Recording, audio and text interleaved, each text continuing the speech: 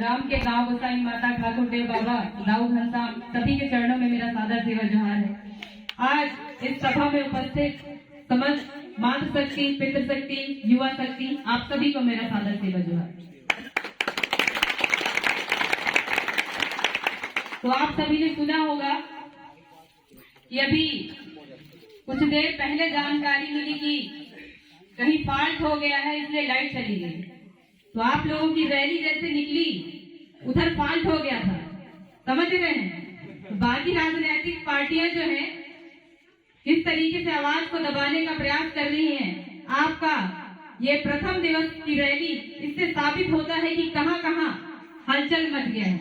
तो इससे साफ जाहिर होता है कि गोंडवाना गणतंत्र पार्टी आरी छाप में मरवाही विधानसभा क्षेत्र से आप सभी आरी छाप में जीत हासिल कर रहे हैं। साथ ही इस सभा में उपस्थित हमारे जिला निर्वाचन आयोग की तरफ से आए हुए हमारे जितने भी अधिकारी पदाधिकारी हैं, आप सभी को भी मेरा सादर सेवा जोहार। हमारी जो लड़ाई है गोंडवाना गणतंत्र पार्टी और बसपा की जो लड़ाई है, ये सिर्फ विधायक बनने की लड़ाई नहीं है। ये लड़ाई एक अमीर और गरीब के बीच की लड़ाई है।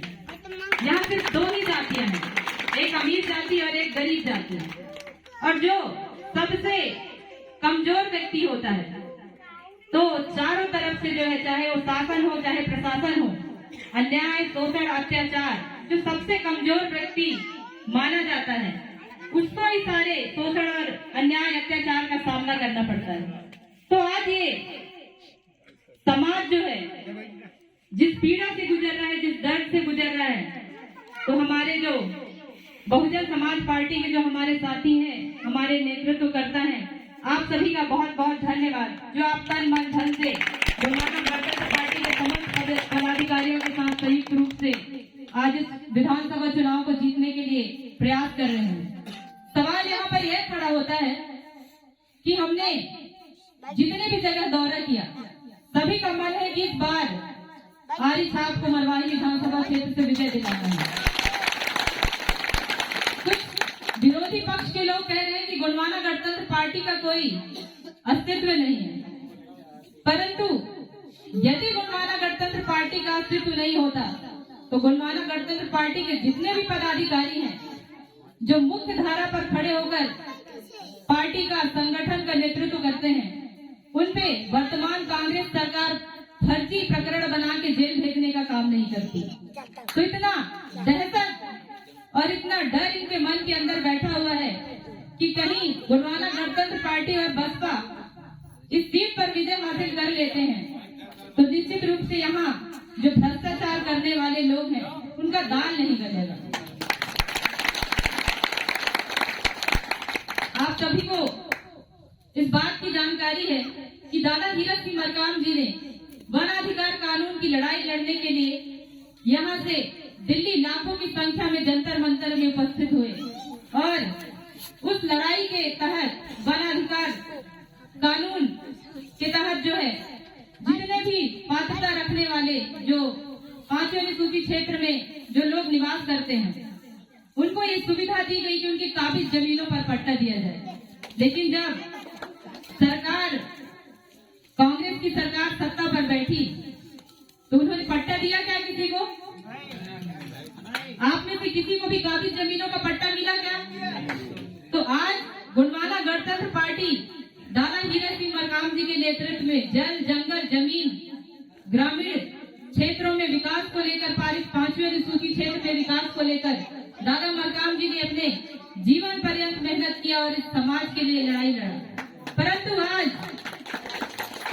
ये नियम, ये अधिकार, ये कानून मिलने के बावजूद भी ये वर्तमान कांग्रेस सरकार हम लोगों को बेवकूफ और मूर्ख बनाने का काम कर रही है। तो साथियों, आप सभी को जन जन तक ये बात पहुंचाना है कि इस बार ये लड़ाई जो है अमीर और गरीब के बीच की लड़ाई है।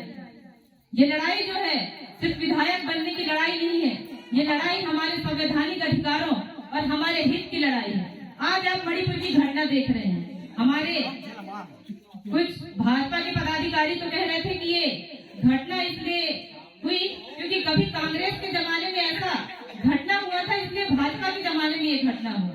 तो आज विचार करने की जरूरत है कि जो कुकृत्य मणिपुर में इस देश की बेटियों के साथ हुआ, इस समाज की बेटियों को नग्न करके सड़क पर घुमाया गया, बलात्कार करके हत्या कर दी गई, वहाँ ना तो भाजपा का कोई व्यक्ति ना ही कांग्रेस का कोई व्यक्ति, वहाँ यदि शोषण अत्याचार का अगर कोई शिकार हुआ है तो इस देश की बेटियां शिकार हुई हैं, इस समाज की बेटियां उस शोषण का शिकार हुई हैं। इस बात पे हम लोगों को विचार करना पड़ेगा कि आज अगर बस्तर में वर्तमान में कांग्रेस की सरकार है, आज बस्तर में आप देखेंगे तो हमारी मातृ शक्तियों के साथ शोषण हो रहा है। आदिवासी समाज के साथ या तो उन्हें नक्सली कहकर गोलियों से भून दिया जा रहा है, या तो उन्हें सलाखों के पीछे सैकड़ों वर्षों के लिए बंद कर दिया जा रहा है। तो आज इसलिए परिवर्तन इसलिए भी जरूरी है क्योंकि आने वाली पीढ़ी का भविष्य जो है आपके हाथों में है। और जिस समाज को इतना बिका हुआ समाज कहा जाता है, आज उनको मुंहतोड़ जवाब देने की बारी है कि जिस समाज को कमजोर, बिका हुआ, एक बोतल दारू में बिकने वाला, एक साड़ी और ब्लाउज के टुकड़े में बिकने वाला समाज, इन दोनों ही राजनीतिक पार्टियों के शासनकाल में जो कहा जाता है, इनको बताना होगा कि ये जो समाज है ये पहाड़ को काट के रास्ता बनाने वाला समाज है। ये जो समाज है जमीन को खोद के पानी निकालने वाला समाज है, और इस समाज के बाजुओं में वो ताकत है कि ये सत्ता की कुर्सी भी पलट सकता है। तो आज हमारे बीच जितने भी हमारे साथी हैं गोंडवाना गणतंत्र पार्टी के, आप सभी क्षेत्र में दौरा के लिए जाएंगे, प्रचार प्रसार के लिए जाएंगे। आपके बीच एक बात रखी जाएगी कि प्रत्याशी से मिलना है या प्रत्याशी नहीं पहुंच पा रहे हैं, तो मैं आपसे निवेदन करना चाहूंगी कि गोंडवाना गणतंत्र पार्टी और बसपा के प्रत्येक जो व्यक्ति हैं, आप सभी प्रत्याशी हैं, ये आरी खास प्रत्याशी है। हिंदू संग्राम हर घर पर पहुंचे ना पहुंचे, मैं हर संभव प्रयास कर रही हूँ कि मैं कहाँ पर पहुंच जाऊं, परंतु इस आरी छाप के निशान को आपको हर घर तक पहुंचाना है। जितनी जिम्मेदारी मेरी इस आरी छाप को घर घर तक पहुंचाने की है, उतनी ही जिम्मेदारी आप सभी की इस आरी छाप को घर घर तक और जन जन तक पहुंचाने की जिम्मेदारी है। आपकी जानकारी के लिए मैं बता दूं कि निर्वाचन आयोग हम लोगों से हमारे खर्च का जो है हिसाब मांग रहा है। अब हमारे निर्वाचन के जो अधिकारी हैं वो हमारी सभा में उपस्थित हुए होंगे। अब इस दरी का मैं क्या हिसाब दूं, जिस दरी को हमारे सभी संगठन के साथियों ने सहयोग पूर्वक बिछाया है, और इस चटाई का मैं क्या हिसाब दूं, जिस चटाई को बैठने के लिए इस संगठन के व्यक्तियों ने अपने घरों से एक एक दरी, एक एक चटाई यहाँ पे संगठन के साथियों के लिए बिछाया है। उस झंडे का मैं क्या हिसाब दूं, जिसमें संगठन का प्रत्येक व्यक्ति अपनी क्षमता के अनुसार झंडा बनवाकर, पर्चा, पंपलेट, बैनर बनवाकर क्षेत्र में प्रचार प्रसार के लिए निकल पड़ा है। तो ये लड़ाई सिर्फ हिंदू संग्राम की नहीं है, ये लड़ाई गरीब तबके के प्रत्येक व्यक्ति की लड़ाई है जो आज तक गरीबी का, शोषण का, शिक्षा का, बेरोजगारी का दंश झेल रहा है। तो आप सभी से मेरा पुनः आग्रह है कि हमारे जो साथी हैं, आपके पास सिर्फ 2 या 3 दिन बस बाकी हैं। भारतीय जनता पार्टी की कुछ जानकारी मिली थी कि एक महतारी वंदन योजना का ये फॉर्म जो है वितरण कर रहे हैं कि जो विवाहित महिलाएं हैं, मातृ शक्तियां हैं, उनको प्रति महीने 1000 रुपए दिया जाए। आपकी जानकारी के लिए बता दूं और सभी को आप ये जानकारी दें कि ऐसी कोई योजना अभी तक लागू ही नहीं हुई है। ये वही हिसाब है कि 15 लाख रुपए खाते में आएगा। एक जुमला जो था 15 लाख रुपए खाते में आएगा, तो 15 लाख से सीधे 1000 में आ गए हैं, 20 का पैसा गायब हो गया। तो इस तरीके की जो भ्रांति है आप सबके समक्ष फैलाए जाएंगे। जो अन्य पार्टियों से खड़े जो प्रत्याशी हैं वो कोई गैर नहीं है, वो अपने समाज के बेटे हैं जिनका छठी और बरहों और शादी और ब्याह आपने किया है, और जब कल वो मरने की कगार पे आएंगे तो कांधा भी यही समाज उन्हें देगा। परंतु आज उनका मालिक कोई और है कि नहीं है? तो आज वो जिनके इशारे पर काम कर रहे हैं, अपने व्यक्तिगत हितों के लिए काम कर रहे हैं, और आप जिनके लिए काम कर रहे हैं वो आने वाली पीढ़ी के भविष्य को बेहतर बनाने के लिए काम कर रहे हैं। तो उनमें और आप में बहुत अंतर है। आपने अपना ईमान नहीं बेचा, इसलिए आज आप खुद के झंडे, बैनर और पोस्टर के साथ प्रचार प्रसार के लिए निकल गए हैं। और समाज में कुछ ऐसे नालायक बेटे भी हैं जिन्हें अपने पुरखों के मान सम्मान की चिंता है और ना ही पुरखों के किसी भी तरीके के आगे के भविष्य के, पीढ़ी के भविष्य के लिए किसी तरीके की समाज को बेहतर दिशा देने की चिंता है। आज जब हमारा जिला जो है नवगठित जिला बना था तो यहाँ कहा गया था कि हमारे जो पढ़े लिखे युवा हैं उनको नौकरी दिया जाएगा। कहा गया था कि नहीं कहा गया था? बाद में जब नौकरियां यहाँ पे वैकेंसी निकली तो कहा गया कि मरवाही विधानसभा क्षेत्र से जो भी प्रतिभागी उसमें फॉर्म अप्लाई कर रहा है उसमें वो प्रतिभा ही नहीं है। तो आउटसोर्सिंग के बारे में हमारे युवा साथियों ने सुना होगा। तो ये आपको पहले जुमला पकड़ाया जाता है कि आपको नौकरी दी जाएगी, आपके जिले में स्थानीय लोगों की नियुक्ति की जाएगी, लेकिन जब उनके जेब में पैसे डाल दिए जाते हैं तो भ्रष्टाचारी जो शासन व्यवस्था है उसमें कब कैसे किसकी नौकरी लग जाती है। और यहाँ के जो युवा साथी हैं आज भी बेरोजगार के बेरोजगार बने बैठे हैं। तो आप सबको विचार करना होगा साथियों।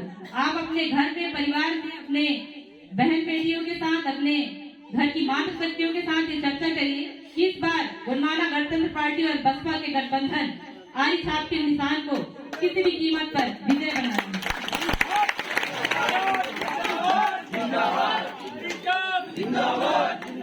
मैं अपनी बात को यहीं पर संक्षिप्त में समाप्त करते हुए चाहूंगी कि हमारे बीच जो वरिष्ठ बैठे हुए हैं वो अपने संबोधन के दौरान अपनी बात को रखें। यहाँ हमारे बहुत से वरिष्ठ हैं, आप सबके आगे हम लोग आपको ही देखकर सीख रहे हैं, समझ रहे हैं। कुछ गलती होने पर आप ही रास्ता सुझाव देंगे। और मैं चाहूंगी ये बाकी के जो 3 दिन हैं, इन 3 दिनों में सभी राजनीतिक पार्टियां जो हैं अपना हर तरीके का लालच लोगों के समक्ष रखेंगी। तो अपने वोट की पहरेदारी आप लोगों को ही करनी है। और हमारे विधानसभा क्षेत्र में आजकल बहुत हेलीकॉप्टर हो रहे हैं। तुम हेलीकॉप्टर को देख के भ्रमित मत होइएगा। जिस दिन आपकी ताकत इतनी बन जाए कि आप व्यक्तिगत तौर पर हेलीकॉप्टर खरीदने की ताकत रखें, समझिए तभी आपका विकास है। कोई दूसरा व्यक्ति अगर हेलीकॉप्टर से उड़ के आ रहा है, ना ही उसमें हमारे बच्चों का भविष्य बेहतर बनेगा, ना ही हम अपने बच्चों की शिक्षा व्यवस्था बेहतर कर पाएंगे। तो ये दिखाने के लिए आते हैं कि देखिए हम कितने धनवान हैं और आप वही झंडा पकड़ने वाले लोग हैं। तो इनको बताना पड़ेगा कि झंडा पलटने वाला जो इंसान है सत्ता की कुर्सी भी पलट सकता है और मरवाही में आरी छाप को जीत भी हासिल दिला सकता है। मैं अपनी बात को यहाँ पर समाप्त करते हुए गोंडवाना गणतंत्र पार्टी और बसपा के सभी साथियों को पुनः सादर से जोहार करती हूँ। जय सेवा, जय जोहार, जय भैया।